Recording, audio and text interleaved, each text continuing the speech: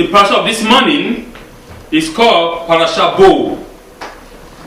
The parasha of this morning is called Parasha Bo, which means to come.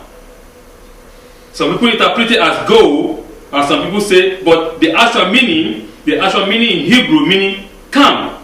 You see, God did not tell Moshe, our teacher, Moshe Rabbeinu, to go to Pharaoh.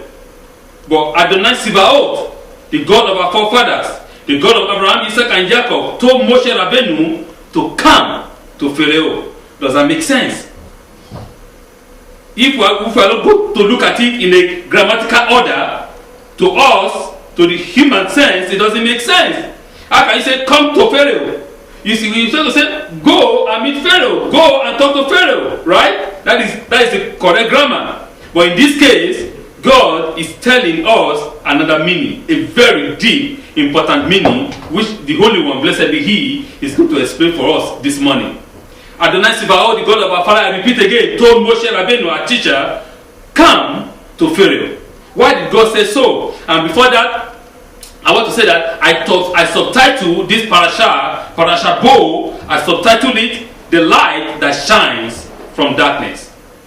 The light that shines from darkness. Before I read, I want us to read in the book of Bereshit, chapter 1, from verse 1. The book of Bereshit, chapter 1, from verse 1. It said, in the beginning of God creating the heavens and the earth, when the earth was astonishingly empty with darkness upon the surface of the deep, and the divine presence hover upon the surface of the waters, God said, let there be light. And there was light. The light that shines from darkness. That is the beginning of creation. And now God is now creating Israel out of the midst of the Egyptians. God is creating a nation now. It's the same word that God is using. God never changed. God is constant and God is the same. The light that shines from darkness.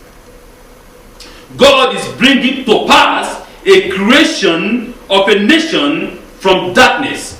God is creating a people out of the midst of darkness.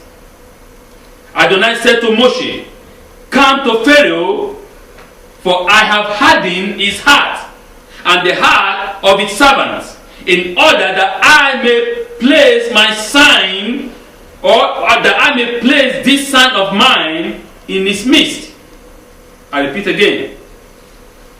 Adonai said to Moshe, come to Pharaoh, for I have hardened his heart and the heart of its servants, in order that I may place these signs of mine in his midst. Shemot chapter 10, verse 1.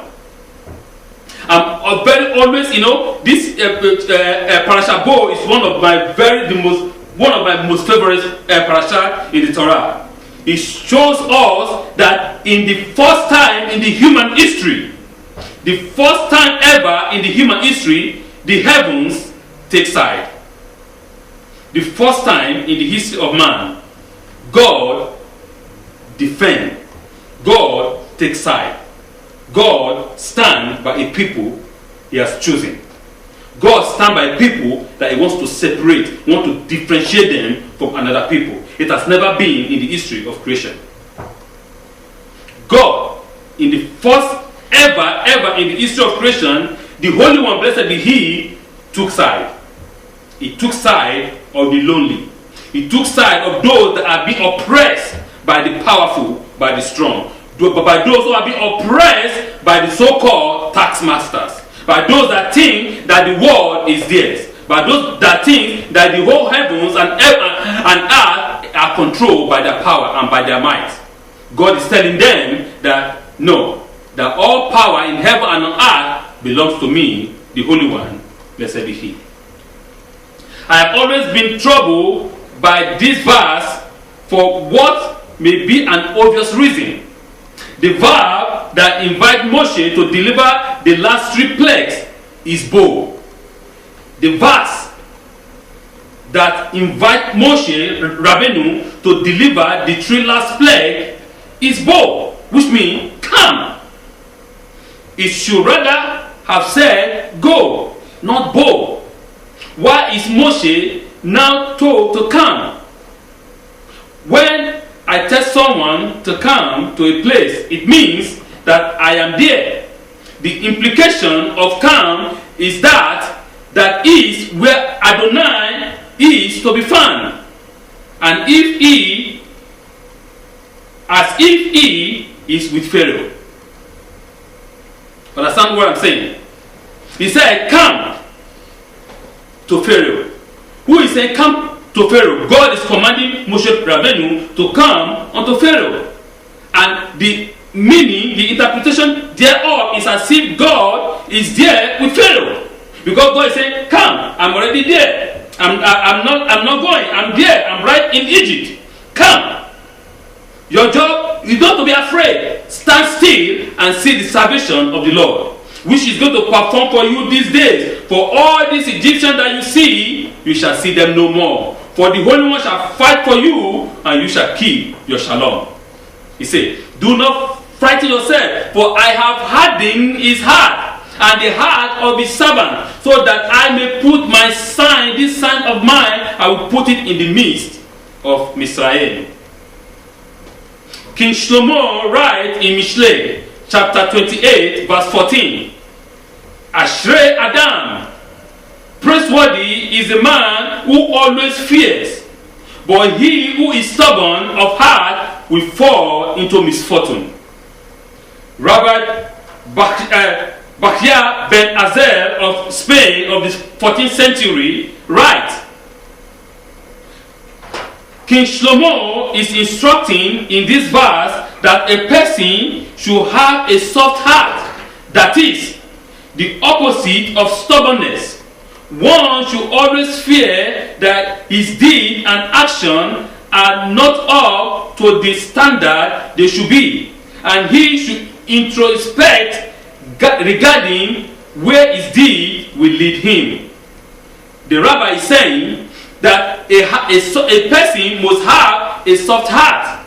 That means the opposite of stubbornness. A person must be fearful. A person must fear God. What is the meaning of fearing God? God is not talking about this type of a negative fear. No, but a fear of God, meaning that we should be loyal to the Lord. We should respect and we should reverence the Lord. We should do that which is right and just in His sight. That is what it means by fearing God. To be loyal to Him unto the end. You fear the Lord thy God with all your heart, with all your soul, with all your might. Meaning, be loyal to the Lord thy God with all your soul, with all your might, with all your resources, with everything that you have gotten. And for us to be able to inspect our deeds, our action, where it's leading us into. We have to sit down and think, this thing that I want to do, is it right? We need to calculate the pro and the con. We need to look at the positive and the negative. We have to balance them up. Is this action that I want to do now? Is this thing that I want to take now? Is this what I want to speak now? Is this thing that I want to do now? Is it right before the Lord my God? We have to think. It is not like the Wild West. You shoot, then you ask question. No. You have to ask question before you shoot. In the Wild West, in Texas, they don't ask question, they shoot. After they shoot you and kill you, then they start asking you question. But God is saying that is not the way. That is the way of the man. But in the way of God, it is not the way of God. You have to ask question first. We see all the 7 plagues that God has brought into the midst of Israel. God is telling Pharaoh, listen. For the man is already popped off. He said, who is that God? I don't even know him. They start playing ping pong. Okay, you know what? You can go. But don't take your children. Don't take the women. Don't take your sheep and your goat. let the men go alone. Okay, come now. Okay, you can go with your children and with your women, but leave the goat and the ram. You see how Pharaoh was playing with them. He was playing with them as if he was playing with a kid. And because the Lord God has hardened his heart. Rabbi Bakhia continued. The verse starts with the word Ashrei, which is plural. This word never appears in Tanakh in the singular form. He writes, the reason is that a person does not deserve to be praised if he has only one good trait, but rather when he combines many good midot, many good actions. Thus, we read in Tehillim chapter 1 verse 1, it says, praiseworthy is the man who did not walk in the counsel of the wicked, and did not stand in the path of the sinful, and did not sit in the season of the scorner, but his desire is in the Torah of Adonai.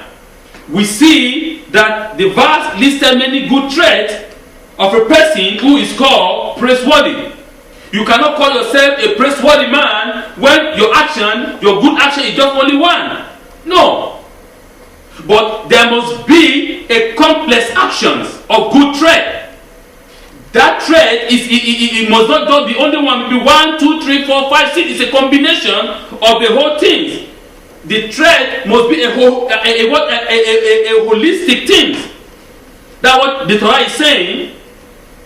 Verse 2 encompasses several traits in that a person who always fears will weigh the advantage and the advantages and the disadvantages of all his action. He will refrain from bad action and he will do many good things. We have to look at the advantages and the disadvantages of our action before we act. Many people will say, you know what? You are very slow, Rabbi. You don't act like that. You don't push out like that and be harsh. No. As a rabbi, I have to weigh my actions. I have to think very, very deep. I have to see beyond that person. I have to see beyond my actions. Not being blindfolded by anger or by lust or by some kinds of things. No, you have to think about the future, not the present now. You are not thinking about now. Whosoever thinks about now is lost. Because now will pass away and now will never come. You have to always think about the future. You have to always think about tomorrow. You have to always think about what is to come. If I do it now, will it be advantageous to me in a second time? Will it be advantageous to me in a minute time? Will it be advantageous unto me in an hour's time? Will it be advantageous unto me in a month, in a year, or in the hundreds of years to come? We see the actions of our forefathers. They said that the Torah says that the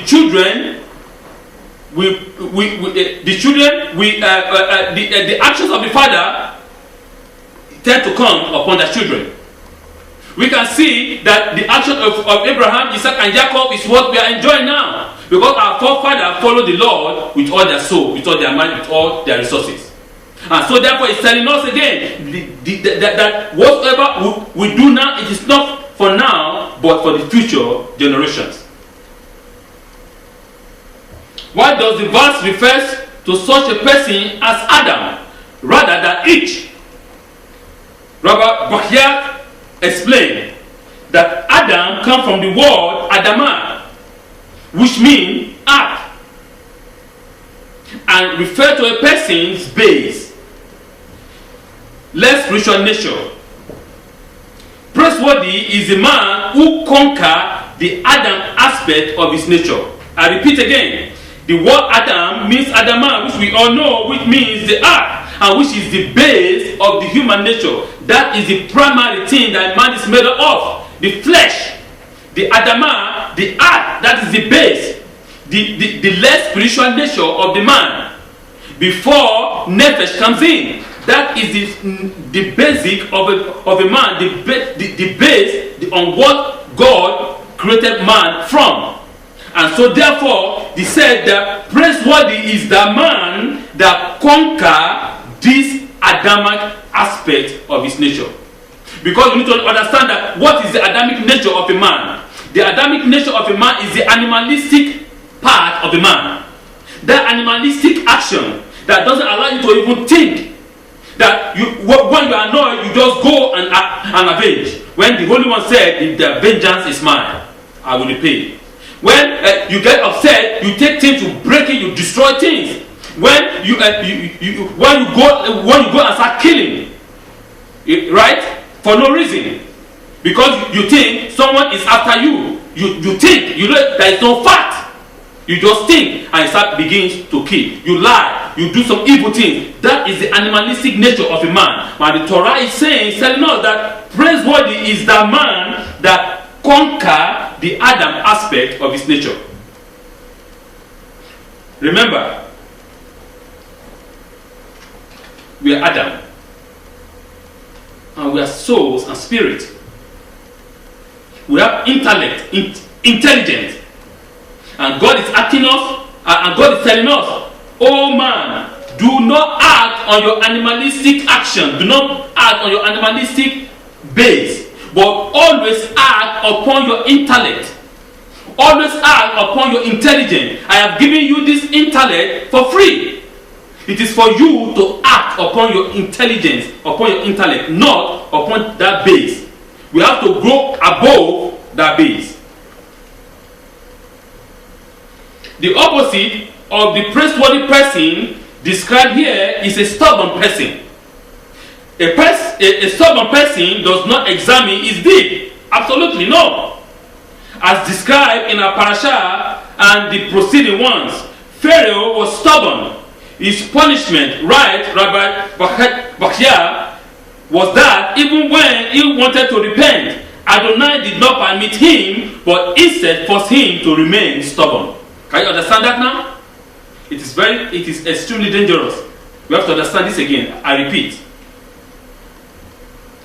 Even when he wanted to repent, even when Pharaoh, even when he wanted to repent, he said that Adonai did not permit him to repent. Adonai instead hardened his heart more so that he will remain stubborn. Your parents keep on telling you, my son, don't do this. My son, don't do that. My daughter, this is evil. My daughter, this is not good. This is not the way our family behave. We are a holy family. We are the children of God. We have to do this, we have to do that. We have to cling onto the Torah. They say, oh mama, that is old fashioned. Oh mama, I went to university. I'm a professor. I'm advanced. I know the origin of everything. And genetics, I know everything from A to Z. Oh mama, forget about that. There is not anything like God. You are so filled with this your old fashioned way. I don't that is not my way. You think that you are smart. And your mama keep on warning you, but you refuse. A time will come, the Torah says that soul, that heart will be sealed. It will no matter what they say, even if that person wants to repent, it will not happen. It's sealed. Because you think that because you think that everything that you own or everything that you know is by your own power. It is by my intellect that I have this. The Egyptian taught the same thing. Pharaoh thinks that all this power, all this strength, all this glory, I achieve it by myself. The Egyptian taught the same thing. They think that these people are under my control and I will subject them into pain, into slavery as much as I want. It is by my power. I got it by myself. Nobody gave it to me. It is me that achieve it. And God is saying that is not true. That everything that a man owns is given to him from above. Also, why does Adonai not just plug the Israelites out of the land of Egypt? Of course, God can do it. Why didn't God just say, okay, you know what, Israelite, move out of here and that is it? Why must God ask us to get a permit from Pharaoh? Why does God say, go and tell Pharaoh, go and do this and that? You need to understand that every power that has been, that will be, or that will ever be, is ordained by God. It is God. You have to follow the natural order too. We have to follow the natural order the same way. God gave Pharaoh that power. God made Pharaoh who he is. So therefore, God is telling you, go and get the permission from Pharaoh for you to leave. God can say, okay, I don't need you. I don't need any permission. I will deal with you. Israel, go. And that is it. He can do it. He is God. He can do whatever he wants. But God does not destroy his own order. He has given that law. All power, orderliness is from God. And he ordained a leadership. He ordained powers. So therefore, he said, okay, go and take permission. But if you refuse, I know how to do it. I can manipulate nature. I can manipulate that order to bring to pass my own will, which is the will of God, the will of freedom for his people. Alright, as we continue, there is a cute reference here, but every child knows about the letter Bet and Aleph. Because if you look at the letter, the letter of the parasha of this morning, which is Bo, is Bet and Aleph. Right? Bet and Aleph is Bo. So the point now is, how come the Bet before the Aleph? Just like we saw in the book of Bereshit. The Torah started with the book Bet. Why Bet? Why not Aleph? Bo indicates a march backward from Bet to Aleph. The Torah begins with the letter Bet, as in Bereshit. The simple and obvious question is asked, why does the Torah begin with the letter Bet? Rather, it should have started with the letter Aleph, which is the first letter. So, what did proceed the Bet of Bereshit? What did proceed the Bet of Bereshit? Before the Bereshit, there is something that is before it. Before Bet, that is Aleph. Right? So now, before Bereshit, there is something that happened. Let's take, for example, the theory of the Big Bang. Right? We ask any scientist. What was in the beginning before? What was in the beginning before the Big Bang? What is before the Big Bang? That's the question. What is before the Big Bang? Because the Big Bang, they call it, is the beginning. What is before the Big Bang? They tell you there's nothing. There's nothing. What is before the Big Bang? They don't know. We don't know. What we know is a Big Bang, for example. And now, let's see what is before the Big Bang. Let's see what is before the creation. Let's see what is before anything has ever been. There is something that has always been. Let us see.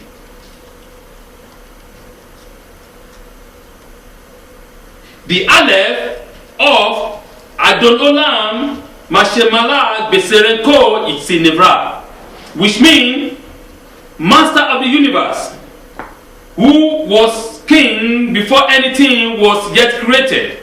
As we said, Adon Olam Mashemalach Beserenko Itzinevra, right? It said, and the meaning is Master of the universe, who was king before anything was yet created.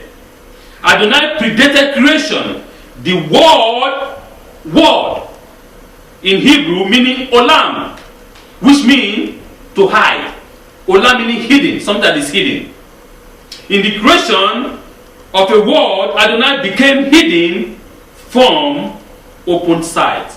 The Lord our God became hidden from a direct sight. Okay? Later, by Mount Sinai, Adonai would introduce himself as Anochi Adonai. Anochi Adonai, Ani Adonai. I am Adonai, who took you out of the land of Egypt. Ani start with the letter Aleph. Ani Adonai. The ancient Aleph was finally revealed and manifested in the world. The ancient Aleph that was hidden before creation became revealed in the midst of Mizraim.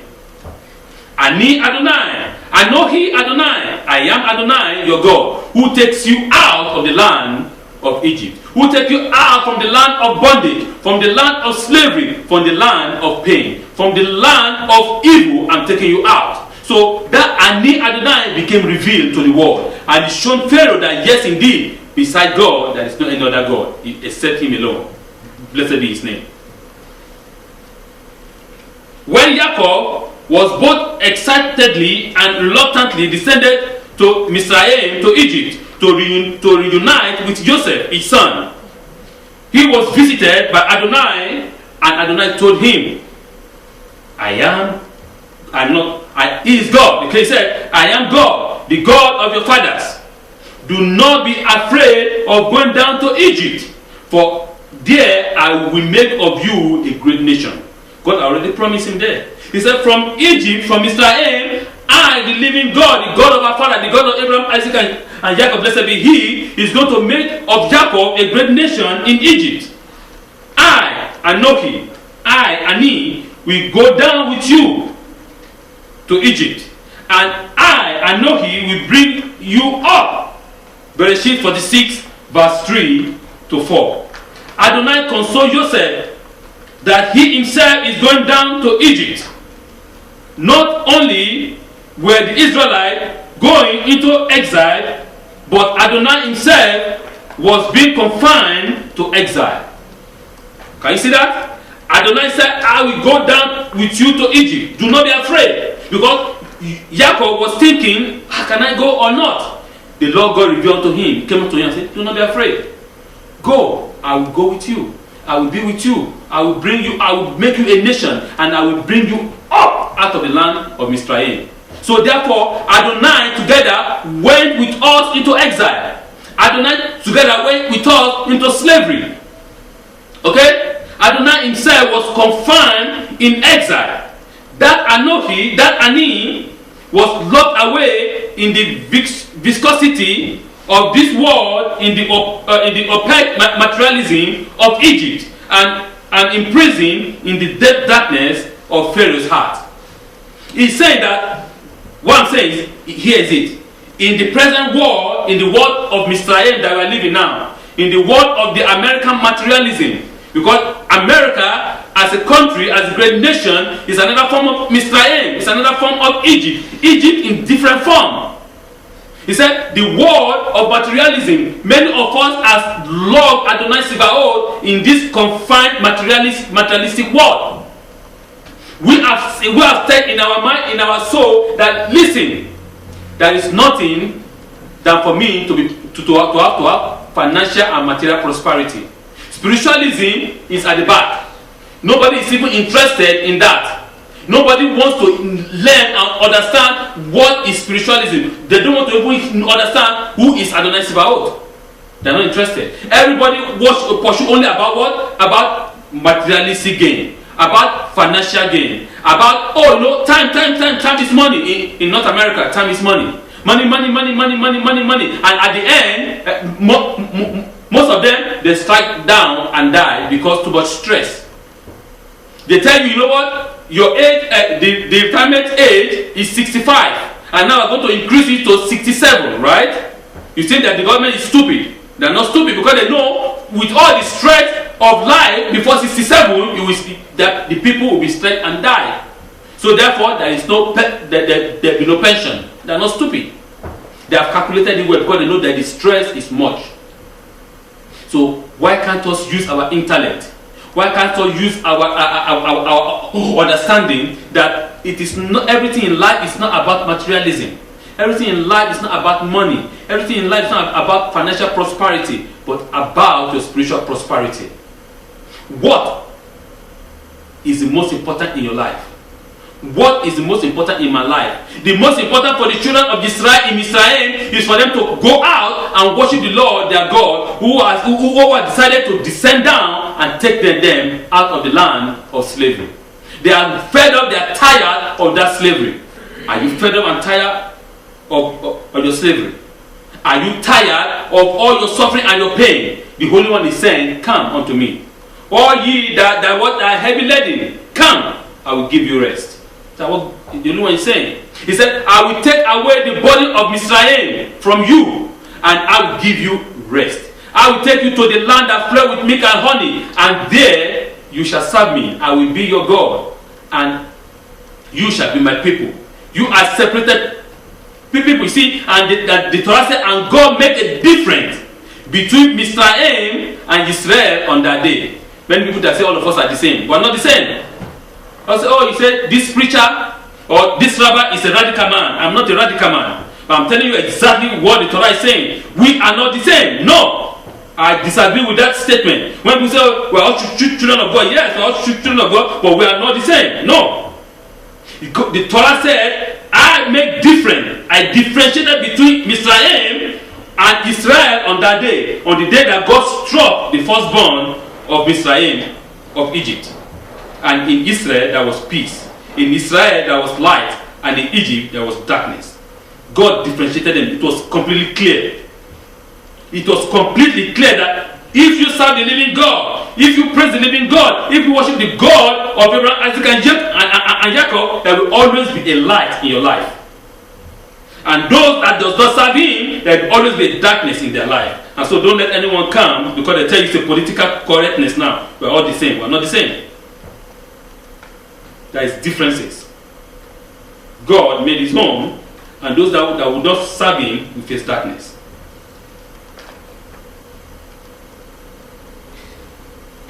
The ninth plague visited upon Mizraim was darkness. And Adonai said to Moshe, extend your hand unto the heavens, and there will be darkness on the land of Mizraim, and the darkness will be felt. It's not just other darkness. The Torah said the darkness was what was tangible. You can feel it, you can touch it. It's not a darkness that you off the light and you cannot see. No. The Torah said, and the darkness was tangible. You can feel it, you can touch it, you can feel it. That was said in the Midrash. You can feel that darkness that fell upon Mizraim in 3 days. Or for 3 days. And Moshe extended his hand on the heavens, and there was great darkness on Mizraim for 3 days. And for all Bnei Israel there was light. Chapter 10, verse 21 to 23. That is Shemot. The darkness brought unto Mizraim was not simple as absence of light. No, it was not as simple as that. It was a tangible essence of darkness. A darkness that you can feel with your body. You can touch it. You can feel it. Where does such darkness come from? Where does such darkness come from? The Midrash explained that this darkness came from the darkness of above. The darkness from above. Say, wait. Rabbi, what are you talking about? Is there darkness in the heaven? Right? You start taking your heart now and say, maybe this rabbi is talking something else. Is there darkness in heaven? Let's see. What is meant by the darkness of above? Having the heaven filled with pure, clear light of clarity and truth of emet? Yes. Furthermore, the Nesivos Shalom asked, why was Moshe told to extend his hand on the heavens?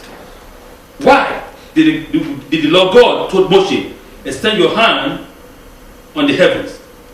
Extend your hand on the heaven. Would it not make more sense that he be commanded to extend his hand towards heaven? Right? The normal statement will be extend your hands towards heaven. But the Torah didn't say extend your hand towards heaven. The Torah said extend your hand on the heaven. And extend your hand to pull it down. Right? That's what he's saying. So to explain that Adonai commanded Moses to extend his hand and thereby bring down unto Mizraim a spiritual entity. It's a spiritual entity. It is not a physical darkness. No. It is not a darkness that you up the light and you cannot see, or the darkness that the sun goes down and there is moon. Even though there is moon, you can even see. Or let's say the sun goes down and there is no moon, for example, right? And that is not the type of darkness the Torah is saying. He said it's a spiritual entity, a spiritual darkness that you can feel it. People always say that if a spirit passes, people feel very cold, right? You feel shivering. You can feel it that something passes you, even though you cannot see it. You can feel it. Like yes, something is passing by. I mean, some area that I don't, or area that is filled with spiritual entity. Many people will say, oh, there is some areas, a particular areas in the world that there are a lot of energy, maybe positive energy or negative energy. It depends. In a particular area of our planet, there are a place where there are a lot of high energy, and there's a place where there's low energy. And if you can see it, according to most of the scientists, they say most of the places where you have those ancient civilization, most of those areas where you have those pyramids in the world, in Peru, in Chile, in Israel, in Sudan, most of those places are filled with a very powerful magnetic force, very powerful energy that they can't even explain. Or some people say it is a titanic plate. Is it under the earth we have the titanic plate, right? That those places full of energy. They don't understand how come. So you can feel it. That is a spiritual entity that Moshe pulled down from heaven. He explained that that Adonai commanded Moshe to extend his hand and thereby bring down unto Mizraim a spiritual entity whose true place was on the heavens. His true place was on the heavens. The true place of this spiritual entity. His place is not on the physical earth. It's not a physical thing. And it dwells in the heaven. Bring down the pure light. So it is a pure light that actually Moshe brought down from heaven. It's not darkness. The light of that light of on the heavens, the light that is from heaven, he brought it down. He said, but the Torah says darkness. Right? How come the rabbi is saying it's light that Moshe put down? Let's see what the Torah is saying. Let's explain it very well. Okay. It's darkness that the Torah speaks about. But if you go very deep into the understanding of our sages, Moshe stretched out his hand and pulled down light from above. And his presence will cause an incredible darkness upon Mizraim. Okay? I'll give you an example. If you have a light, you put a light. There's a light, right? There's a bulb. You put a light, for example, you put it up, and like it's a more brighter light. This one will be like a darkness before that brighter light. Understand my point? There's this small bulb. You cannot compare the light of this bulb with the light of the sun. The sun shines extremely bright. Understand me?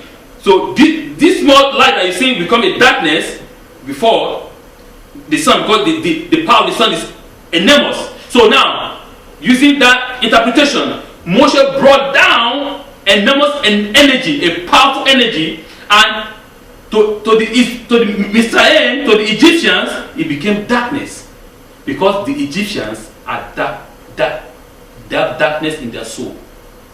But the Torah said, but to the Israelites, there was light. Comprehend?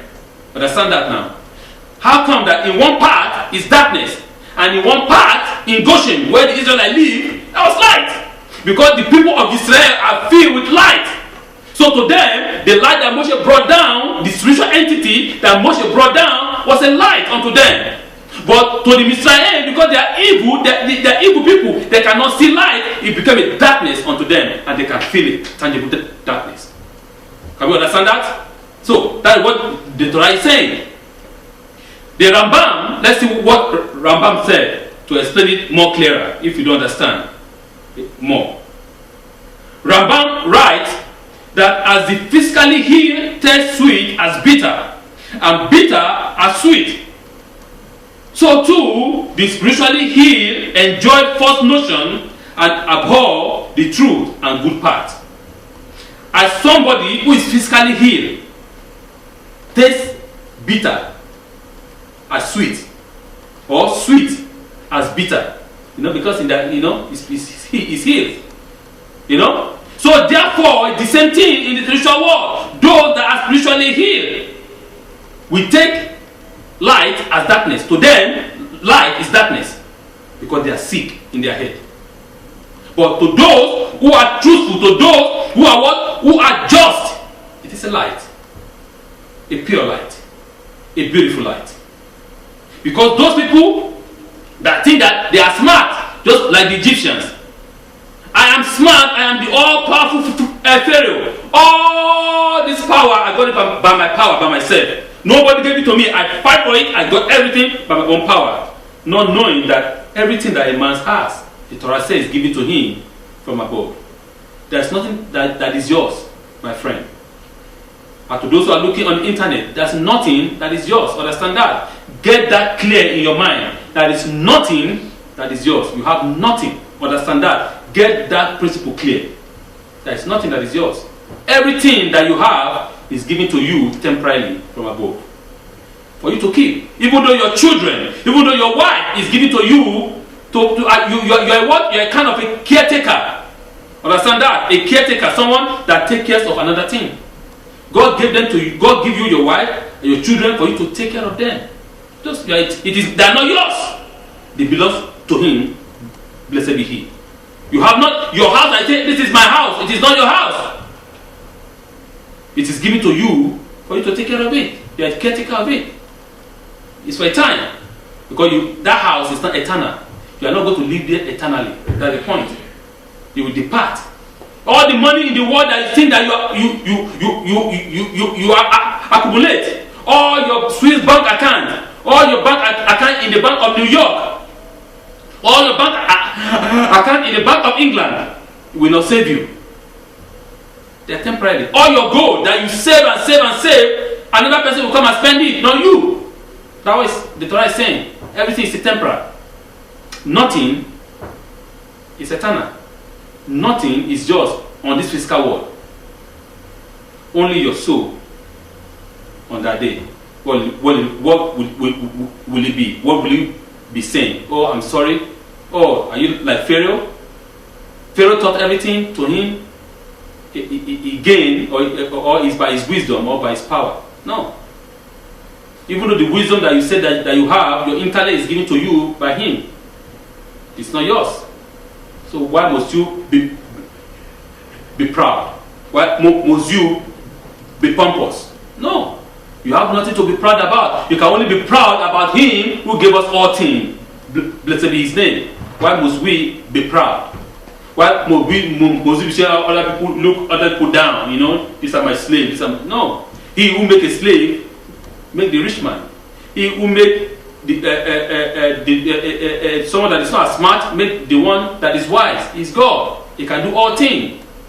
The man that you think today is a poor man can become tomorrow a millionaire. The man that you despise can be a one who's going to save you tomorrow. You don't know. So why that? Why be proud? We shouldn't do that. So Ramban continued. He said, the pure light as perceived by the Egyptian stepped in their denying of Adonai and his power was seen as darkness. However, for all Bnei Israel, it was a light. The Egyptian perceived that light as darkness because they denied God. They denied the Holy One of Israel, blessed be He. They say that it's nothing like that. Oh, where is this their God? Where is their God? They have their multi-image. That is stupidity. You carve an image from wood. You overlay it with gold, with pure gold. Or you carve a stone, you overlay it with gold. Or you carve an iron. It doesn't matter whatever you carve, bronze, whatever. You put it with something and you are bowing down and say that is God. Is that not stupidity? The work of your own hand. That is stupidity. They understand that is not God. That cannot be God, and God is not there. But the Holy One of Israel, the God of the ends of the universe, the creator of all things, said, come unto me. Those that are willing to worship God in spirit and in truth. Those that are willing to say, he's saying that today is the end of Mizraim in my life. Today is the end of Egypt in my life. I don't want to live in slavery anymore. I am done and tired. I want to serve the living God in spirit and in truth. Come. He's willing to accept you before it is too late. For Pharaoh, it was too late. Because even though he wanted to repent, God said, no, this sign of mine shall be put in your midst because you refuse to obey. Proud men, proud women. Oh, you know what? I'm the most beautiful girl in the world. Nobody can, no man can look at me. No man can touch me. No man can even stand before me. I'm the most beautiful girl. Being proud of her beauty. Tomorrow that beauty can disappear. You know? It is God that makes you beautiful. There's a reason why. For you to bring souls unto Him. Not for you to use it in a carnal way. You know?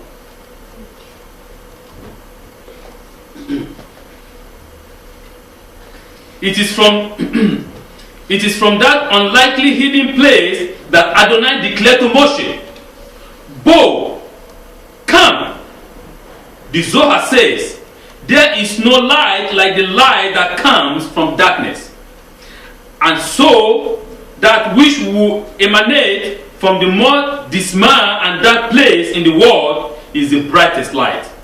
The Zohar said, there is no light like the light that comes from darkness. In the beginning of God creating the heavens and the earth, the world was without form and void, and darkness was upon the face of the deep.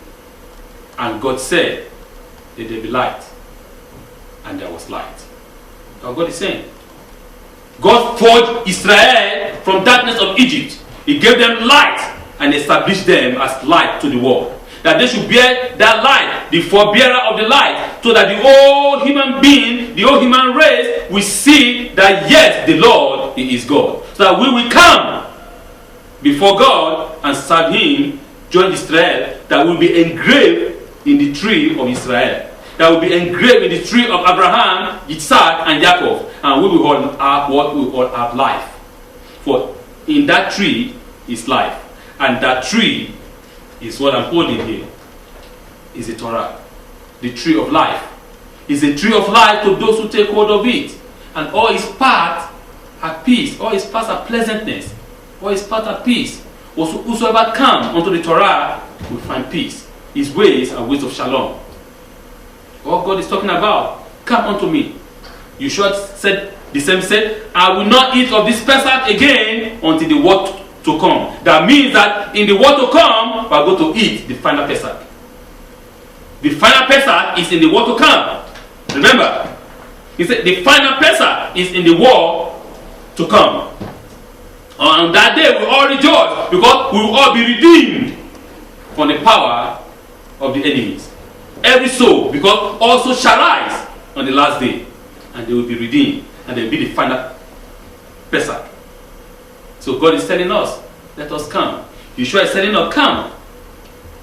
He said, I gave you, because I don't know what interpretation is in the Bible that Rabbi Ted said, but he said, this is a new, he said, this cup of wine is a what? Is a renewed covenant.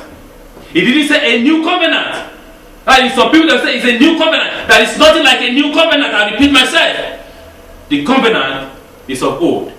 And it has been renewed several times. It was renewed in Mizpeh by Samuel. And Yeshua is saying, this cup of wine that you are drinking is a renewed covenant. This covenant is the same. It's Torah. It never changed. Nothing like old. The Torah is not an Old Testament. There's nothing old. It's the same, it's constant. Yeshua renewed it in a different way. He renewed it for us to see what God is talking about from the beginning. That this is what God is coming to do. This is what He's saying from the beginning. That we should understand and be a men and women of intelligence. That we should rise above that Adamah. That we should rise above that our animalistic part. That our animalistic nature. That we should rise above it and become human being. A being like above. As He said, as it is done above, so shall it be done in the here beneath. So the will of God as it is done there in his kingdom, so the same shall it be done here. So the greatest light that shine, that comes, is the light that comes from darkness. He said the light that shines from darkness, and the darkness cannot overcome it. The light that shines from darkness, and darkness has no power over it. Parashabo. Shabbat Shalom.